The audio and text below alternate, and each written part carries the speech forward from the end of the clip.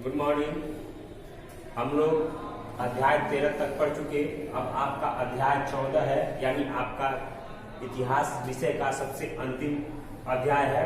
हमारे इतिहासकार काली किंकर दत्त 1905 से 1982 तक, यानी हम लोग पिछले वीडियो में या पिछले किताबों में, पिछले लेसनों में हम लोगों ने कई इतिहासकार और भारतीय इतिहास के बारे में हम लोगों ने जाना।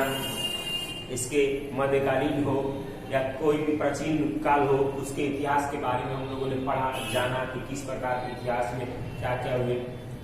इसमें हम लोगों ने बिहार के कुछ इतिहासकारों के बारे में भी पढ़ा है, जाना है।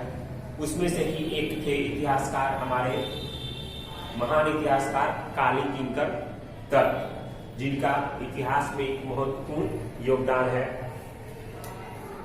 डॉक्टर काली किंकर दत्त का जन्म पाकुड़ जिला के झिकरहाटी गांव में 1905 ईस्वी में हुआ था।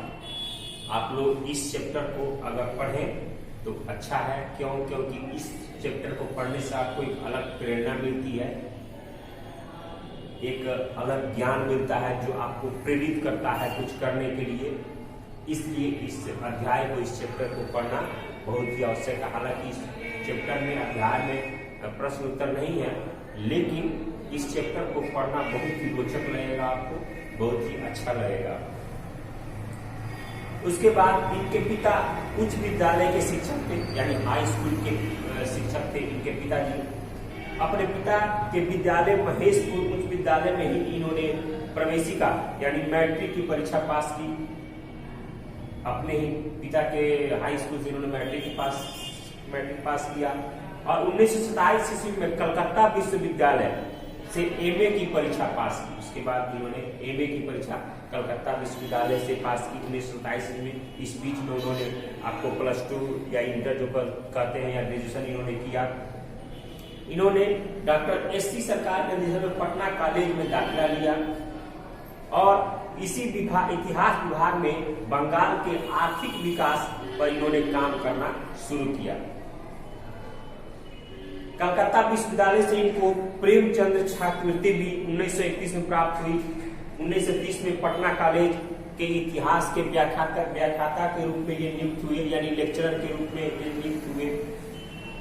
इनकी प्रोन्नति शैक्षणिक सेवा वर्ग 1 में हुई और इन्होंने 1998 में पटना कॉलेज का इनको प्रिंसिपल भी बनाया गया। यानी ये जायसवाल शोध संस्थान के पूर्वकालिक निदेशक 28 फरवरी 1962 तक रहे एवं बिहार राज्य अभिलेखागार के प्रभारी ये 7 मई 1972 तक रहे। महालेखाकार अधिकार जो है प्रभारी, उसके निदेशक भी रहे आपको 1972 तक, 7 मई 1972 तक। और मगध विश्वविद्यालय के संस्थापक उपकुलपति, उस समय उपकुलपति कहा जाता है, आज कुलपति कहा जाता था, वो भी रहे। 3 साल की निर्धारित अवधि पूरा करने के बाद 14 मार्च 1965 को पटना विश्वविद्यालय के ये उपकुलपति रहे और ये दोनों काल पूरा करने के बाद वो 1971 में वो रिटायर हो गए। 1971 में ये सेवा निवृत्त हो गए। उसके बावजूद इन्होंने इतिहास के क्षेत्र में इन्होंने अपनी जो स्थिति, जो विकास थी, इन्होंने उस पर काफी ध्यान दिया और इनके विकास को इन्होंने किया और इतिहास को एक अच्छे स्तर पर पहुंचाने का इन्होंने काम किया। हम देखते हैं कि इन्होंने कई सारे इतिहास की, इन्होंने लगभग 3 शताब्दियों के इतिहास का गहन अध्ययन किया, यानी लगभग 300 साल के इतिहास को इन्होंने गहन अध्ययन किया और उस इतिहास को इन्होंने एक अलग तरीके से लिखा, एक अलग पहचान दी। हमारे आज के पढ़ने वाले छात्राओं के लिए ये बहुत ही रोचक है और बहुत ही फायदेमंद है। इन्होंने जिन किताबों की रचना की, जिन इतिहास की किताबों की रचना की, उसमें से निम्न है, जिसमें आपको text book of modern Indian history, जिसमें इलाहाबाद की 2 प्रकाशित हुआ, इसकी 2 प्रतियां प्रकाशित की गई।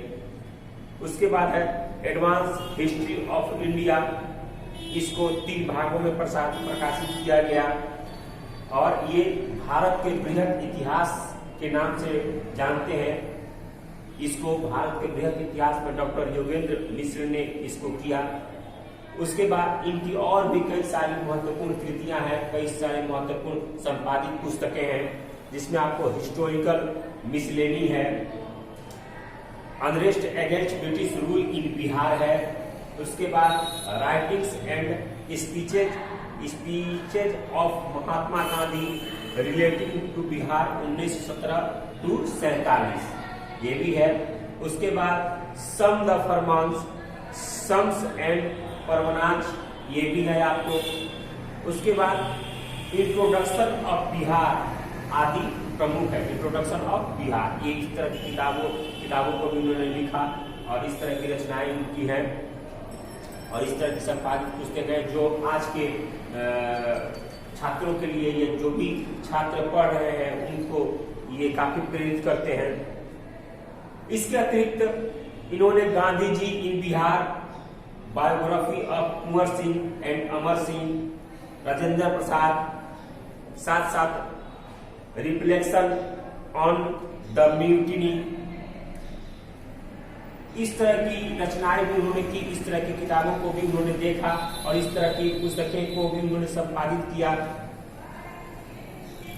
काली किंकर दत्त जो थे वो इतिहास के क्षेत्र में देश विदेश की कई संस्थाओं की स्थापना, एक इतिहास में उन्होंने उसके स्थापना एवं विकास में महत्वपूर्ण भूमिका निभाई। देश विदेश कई तरह के ये चीजों में सक्रिय रहे। ये बोध गया में स्थित बौद्ध मंदिर के व्यवस्थापक समिति के सदस्य भी रहे। इन्होंने मगध विश्वविद्यालय की एक कुलपति भी रहे। इन्होंने इंडियन हिस्ट्री कांग्रेस की 1958 में त्रिवेंद्रम कांग्रेस की अध्यक्षता भी की थी। यानी देखा जाए तो ये इतिहासकार के अलावा भारत के इतिहास में एक महत्वपूर्ण व्यक्ति और सम्मान के धनी थे, जिनको पूरे भारत में अलग एक पहचान दिलाई। तो ये था आपको, और धीरे धीरे उनको अपने उच्च मानदंडों के साथ, उच्च अपनी योग्यता के साथ, उच्च विचार के साथ वो 24 मार्च 1982 को वो परलोक सिधार गए, यानी उनकी मृत्यु हो गई। तो हमारे बीच से एक उस समय अच्छे जो एक इतिहासकार थे उनकी मृत्यु हो चुकी थी। तो ये था आपको काली किंकर दत्त महान इतिहासकार के बारे में। ये आप लोग का पूरा किताब समाप्त हो गया। अब इसमें आपको कोई भी त्रुटि हो, कोई भी हो, तो आप स्कूल आकर हमसे मार्गदर्शन ले सकते हैं। 10 मिनट 15 मिनट के लिए आप स्कूल आके उस क्वेश्चन को हमसे समझ सकते हैं, जान सकते हैं, या कोई कमी हो तो आप पूछ सकते हैं मेरे ऑनलाइन व्हाट्सएप के माध्यम से या वीडियो के माध्यम से। तो आज का समाप्त चैप्टर। अगले वीडियो में हम दूसरे विषय के बारे में पढ़ेंगे। तो अगले विषय के साथ हम लोग मिलेंगे। धन्यवाद।